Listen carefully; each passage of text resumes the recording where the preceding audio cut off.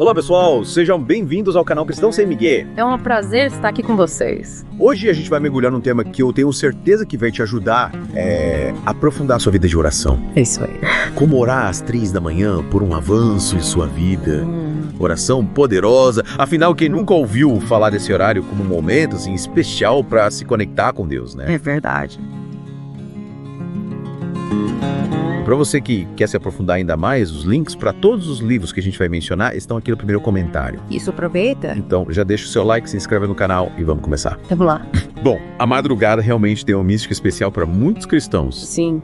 Mas, mais do que um horário assim mágico, a gente quer te ajudar a entender como tornar esse momento realmente poderoso na sua busca por Deus e por avanços na sua vida. A gente não quer mistificar esse horário, a gente quer te dar ferramentas, né, para você usar esse horário da melhor forma possível. Exatamente. E por falar em poder, algo que me chamou a atenção nos nossos estudos é que a base para uma vida de oração poderosa, especialmente nesse horário, começa muito antes das 3 da manhã. Sim, com certeza. Em A Necessidade da Oração, o Edward M. Bounds, né, um pregador e escritor super renomado assim, sobre o tema da oração, ele coloca a obediência como um ponto crucial. Verdade.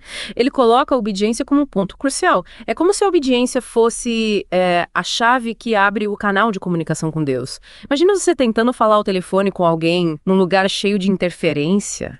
Que é difícil de ouvir, né? É a mesma coisa com a oração. Quando a gente vive em desobediência, a gente cria essa interferência na nossa comunicação com Deus. Faz todo sentido, né? Como se a desobediência fosse um daqueles ruídos chatos que impedem a gente de ouvir a voz de Deus com clareza, né? Exatamente. Lembra da história de Daniel, lá no Antigo Testamento, que o Hernandes Dias Lopes descreve no livro A Vontade de Deus e a Oração. Daniel era um homem íntegro, obediente a Deus, mesmo vivendo num ambiente totalmente pagão, né?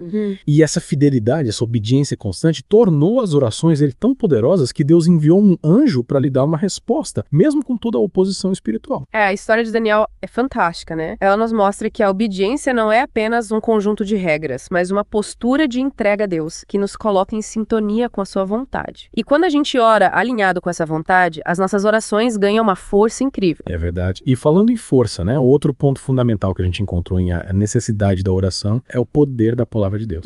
Em João 15,7, Jesus diz: se vocês permanecerem em mim e as minhas palavras permanecerem em vocês, pedirão o que quiserem e lhes será concedido. É como se a palavra de Deus fosse o mapa que nos guia na oração, né? Sim, e em A Arma da Oração, o Bounds usa uma analogia muito interessante para explicar essa relação entre a palavra e a oração. Ele compara a palavra de Deus a um ponto de apoio, um fulcro, e a oração a alavanca. Imagina uma alavanca apoiada no lugar certo. Ela pode mover montanhas, certo? Sim. A palavra de Deus nos dá essa base, a direção e a fé para movermos o braço poderoso de Deus através da oração. Uau! Que imagem poderosa. Me fez pensar em como às vezes a gente tenta orar no achismo sem realmente se basear naquilo que Deus já revelou na sua palavra. Mas não basta só ter a ferramenta certa e o manual de instruções, né? É preciso usá-las com o coração.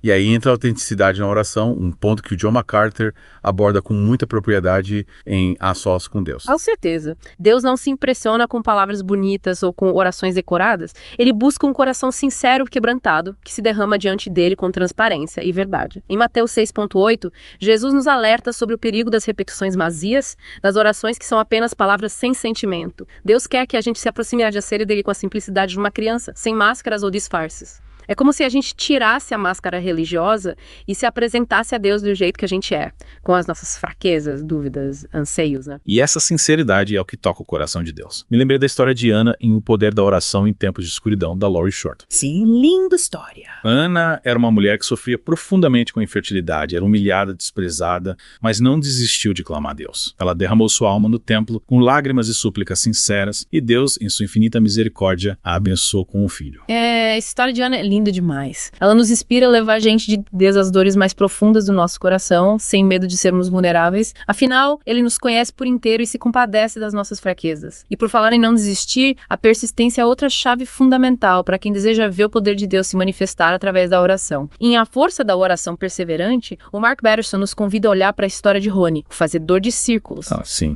Rony, que em meio a uma seca terrível, desenhou um círculo no chão e declarou que não seria dali até que Deus enviasse chuva. Que fé! E que exemplo de persistência! Ele sabia que Deus ouvia suas orações e não desistiu até ver a resposta. É como a parábola do amigo persistente em Lucas 11, que bate na porta do amigo até que ele se levante para atender. Deus honra aqueles que não desistem de buscar a sua face e que persistem em oração mesmo quando a resposta demora. É isso aí. Essa persistência, essa busca constante pela presença de Deus nos leva ao significado especial de orar esteja amanhã, né? Um horário que, para muitos, é cercado de mistério e poder. De fato, às 3 da manhã, muitas vezes é visto como um momento de intensa batalha espiritual, um horário em que as distrações do mundo se aquietam e podemos nos conectar de forma mais profunda com o reino espiritual. É como se a gente estivesse entrando nas vigílias da noite, como Davi escreve em Salmo 73.6. Em meu leito me lembro de ti, medito em ti nas vigílias da noite. E quantas histórias inspiradoras a gente ouve de pessoas que tiveram experiências marcantes com Deus nesse horário, né? É verdade. De revelações, de livramento, de respostas que pareciam impossíveis. É como se a nossa sensibilidade espiritual estivesse mais aguçada e a presença de Deus mais próxima. Mas, convenhamos, acordar às 3 da manhã para orar não é tarefa fácil, não é mesmo? Não faço não. Quais são os desafios que você vê as pessoas enfrentando e como a gente pode superá-los? Eu diria que o primeiro desafio é a nossa natureza humana, né? Sono, o conforto da cama quentinha. Mas a Bíblia nos diz para vigiarmos e orarmos, e essa vigilância exige esforço da nossa parte. Sim. Outro desafio é a falta de estrutura, né? Muitas vezes a gente quer orar, mas não sabe por onde começar, o que dizer. E como a gente pode vencer esses desafios? Tem alguma dica prática para quem quer começar a trilhar esse caminho? Claro. Em Ensina-nos a Orar, o Corey Russell nos dá algumas dicas preciosas. Ele fala da importância da preparação, de criarmos um ambiente propício à oração, de começarmos com períodos curtos e ir aumentando gradualmente. Que legal! Essa ideia de começar aos poucos, sem se cobrar demais, é fundamental, né? Mas me fale um pouco mais sobre essa preparação. O que a gente pode fazer na prática para que esse momento de oração seja realmente eficaz? Acho que a preparação começa muito antes de você deitar na cama, sabe?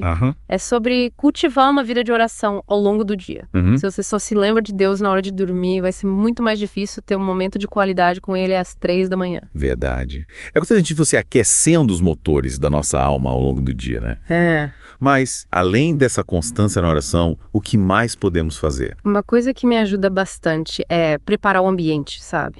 Deixar um cantinho especial para oração, com a Bíblia, um caderno, talvez uma vela, algo que te inspire e te ajude a se concentrar. Entendi. É como criar um espaço sagrado, livre das distrações do dia a dia, né? Mas e na hora de dormir? O que você recomenda? Evite usar celular ou assistir televisão antes de dormir, pois isso pode atrapalhar o seu sono. Em vez disso, procure ler um livro inspirador, meditar na palavra de Deus ou simplesmente relaxar em silêncio. E na hora de acordar? Confesso que o botão soneca é uma grande tentação para mim. Eu te entendo, para mim também é difícil. Mas eu descobri que ter um propósito claro me ajuda a levantar da cama. Lembre-se do motivo pelo qual você decidiu buscar a Deus nesse horário. Quais são os seus sonhos? Quais são as áreas da sua vida que precisam de um avanço? Visualize esses objetivos e peça a Deus que te dê força para vencer a preguiça. Nossa, essa dica é valiosa. É como se a gente estivesse negociando com a nossa carne, né? Trocando conforto momentâneo por um bem maior. Exato. E quando a gente finalmente vence a batalha do despertador, como a gente pode aproveitar ao máximo esse tempo de oração? Aí entram as dicas do Corey Russell e Ensina-nos a Orar. Ele sugere começar com períodos curtos, 15 minutos, 30 minutos e ir aumentando gradualmente. O importante é a qualidade da sua comunhão com Deus. Esses primeiros minutos são os mais difíceis, né? A mente ainda está meio sonolenta. O que você costuma fazer para se concentrar? Eu gosto de começar agradecendo a Deus por mais um dia, por sua fidelidade, por seu amor incondicional. A gratidão nos coloca numa postura de humildade e nos abre o coração para ouvir a voz de Deus. Que lindo! É como se a gente estivesse sintonizando a nossa frequência com a dele, né? E depois do agradecimento, como você direciona a sua oração? A estrutura da oração do Pai Nosso pode ser um guia. Adorar a Deus, reconhecendo a sua grandeza e majestade. Confessar nossos pecados, pedir perdão e purificação. Interceder pelos nossos familiares, amigos, por aqueles que sofrem. Levar as necessidades do mundo diante do trono de Deus. Apresentar os nossos pedidos com fé e confiança. E finalizar com gratidão. Uau, que estrutura completa! Me fez pensar em como, às vezes, a gente se limita a pedir, sem realmente se conectar com o coração de Deus. Mas, e quando a gente se sente desanimado, sem vontade de orar, como vencer essa barreira? É importante a gente entender que a oração não é um monólogo, mas um diálogo. É sobre intimidade, sobre cultivar um relacionamento com Deus. E como em qualquer relacionamento, existem dias bons e dias ruins. Se você não estiver se sentindo inspirado para orar, seja honesto com Deus. Fale sobre suas lutas, sobre suas dificuldades, diz, peça a Ele que renove suas forças e te dê a graça de perseverar. É verdade, a sinceridade é fundamental. Deus não espera que a gente seja perfeito. Ele se alegra com a nossa busca, com o nosso desejo de nos aproximar dele.